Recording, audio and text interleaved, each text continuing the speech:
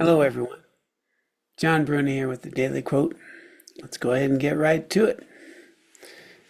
This one's on friendship. We do not need to be charismatic or entertaining for others to enjoy the depths of quality friendships. We simply need to be a friend of substance and embody the qualities we ourselves admire in a true friend.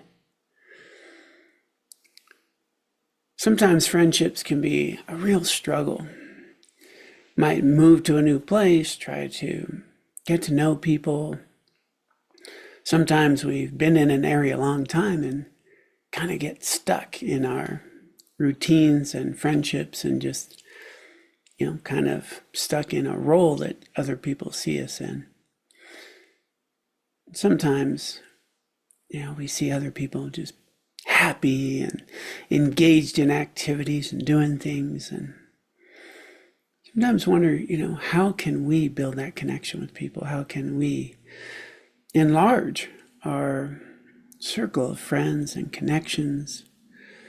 One of the things I learned in small group communications long ago in college, long time ago, was the more groups of friends, groups of circles that we participate in, the greater our degree of living in alignment with our values and having balanced, nurturing relationships that really support the people we want to be. But if we're only in one small group of friends, then we're much more likely to, sort of give up some of our values in order to go along with the group. We don't have a sense of embodiment and freedom, but if we have more groups of friends, then if one group's kind of doing things that we're not really in tune with, we don't feel obligated to go along. We don't have the need of their validation. And so we can still have good relationships with them, but not have to feel like we're really giving up a sense of ourselves. We have other friends as well, other groups, other activities, other things to do. And so really broadening our groups of friends, types of friendships, is really supportive not only for ourselves, but also for those friendships and those other groups where we can participate in ways that are authentic and meaningful without feeling like we're giving up something or going along with a group think. And so along those lines, one of the big things to remember is in developing friendships, in putting ourselves out there, we don't need to impress anybody with our humor, our appearance, our charisma. We get to be an authentic human being of substance.